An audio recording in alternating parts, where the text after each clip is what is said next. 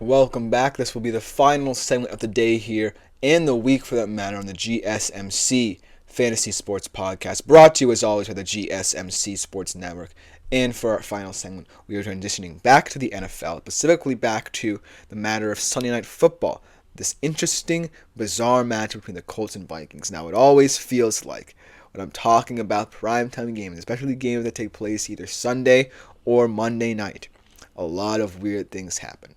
As always, I'm telling you, I take these notes that I take way before any of the previous week's games have even been played. And so I can't necessarily account for all of these errors to be fixed or adjusted, but I'm going to go with the flow much like I did last week when the whole Jets-Steelers game became very bizarre. But without further ado, let's just jump right into it. I'm just going to go with the flow. Let me know what you think about this in the comments because it is yet another interesting Sunday night primetime game in the NFL. So let's talk about the Colts side of things because this is a more bizarre situation than the Vikings, and I feel like this is the one that I want to attack first rather than, go with the Vikings, who I feel like are a little bit more clear-cut in this one. Now, I did say that despite, him actually being benched, that you should sit Anthony Richardson.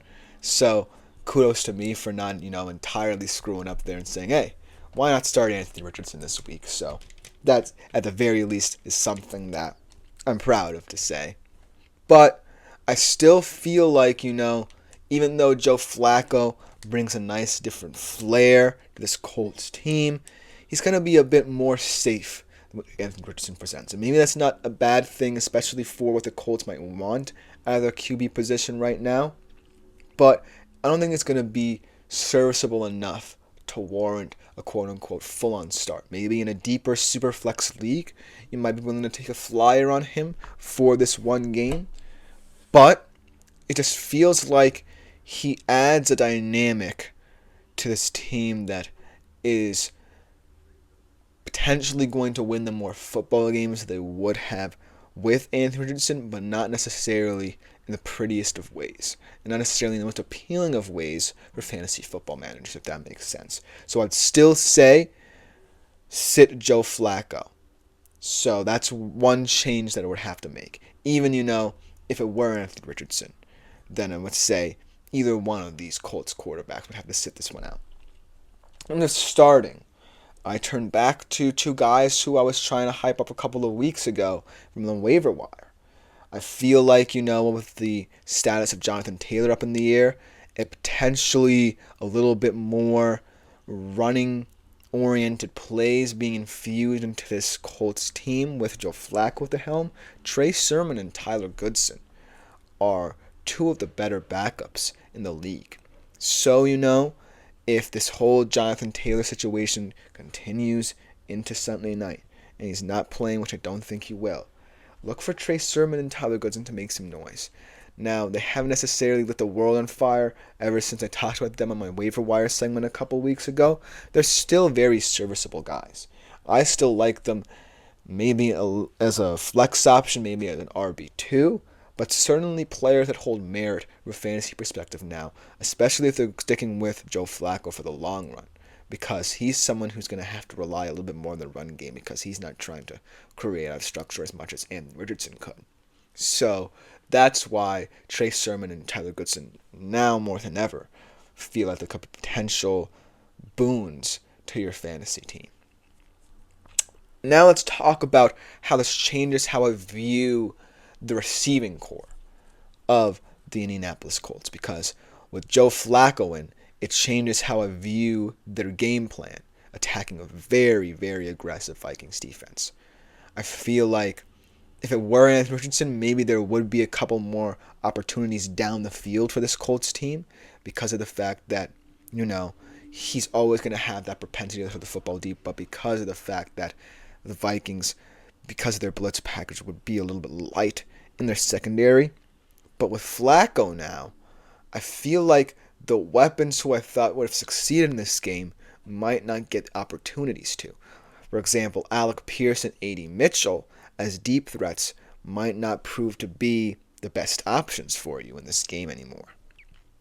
So that's why I feel like guys like Downs and Pittman, who feel like more versatile, savvy route runners than the Pierces and Mitchells of the Colts, can pretend to be a little bit more dynamic in this game with Flacco throwing to them. So that's one thing I would change. I did have Alec Pierce as potential start option for this game, but I feel like that will have to change because with the new addition of Flacco, I feel like the Colts are going to play a little bit safer, try to play the ball retention game, try and control the football for as long as possible, and thus guys like Pierce and Mitchell won't be seeing a lot of deep ball opportunities. But it's something that we saw in Cleveland with Joe Flacco that potentially happened in Sunday night, actually. But it's going to depend on the Colts' game plan. And I feel like it could be very different now because of the fact that Joe Flacco isn't as versatile out of structure as Anthony Richardson. And that's one reason why I feel like the deep ball is not going to be as active as I would think in this one. So that's why I feel like starting Josh Downs and Michael Pittman will make sense, and sitting Alec Pierce out, at least for this week, could be beneficial. Now let's get into the Vikings side of things, because this is a team that I feel like is a little bit more clear-cut. We know who the fantasy stars are, and we know who the fantasy goats are, I feel like, at this point in the season. And I feel like the two easiest starts, when we talked about already, is Aaron Jones, but also Justin Jefferson. You always have to consider these two as the cream of the crop when we're talking about the Vikings from a fantasy perspective. We know that, Justin Jefferson might not always be the most appealing option, especially because, Sam Darnold seems like the guy who's trying to incorporate as many different players as possible into this offensive game plan for the Vikings. But Justin Jefferson just will always be a guy who's going to be in that star conversation for this team.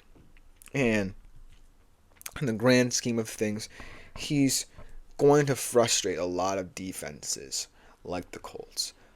And going forward, maybe there are going to be matchups where you feel like he's not the right fit.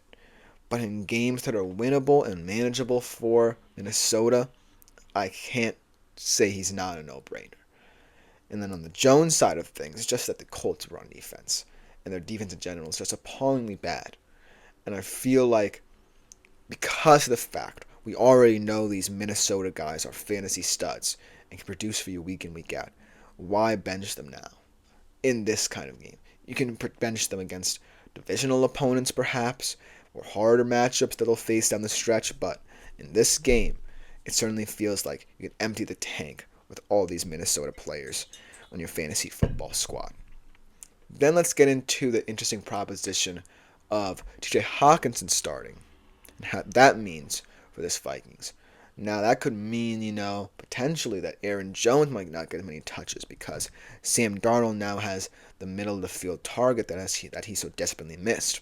And so, looking at how this could change the game plan for the Vikings, I feel like, he's going to be more in this game, especially a security blanket, than, a true go-to weapon in the early goings here. Not to say that this indictment of TJ Hawkinson saying that he can't be a valuable asset going forward from a fantasy perspective, but it's still something to have note of because he is someone who I feel is still going to be valuable, but not as much as you would think in this Vikings house because it looks like it was able to operate without him either way. Munt was serviceable enough at that position, with receivers like Naylor and Powell stepping up, and you still feel like Jordan Addison could be a weapon down the stretch for them. But it's all dependent on, how Kevin O'Connell feels about what Sam Darnold needs. And I feel at this point, having a guy like TJ Hawkinson helps a lot, but it could also lead to some more erratic play from Sam Darnold, trying to force different situations to happen. And I feel like, Now with all these superstars that he has at disposal, it could be a bit of a conundrum figuring out who gets the burden of the targets.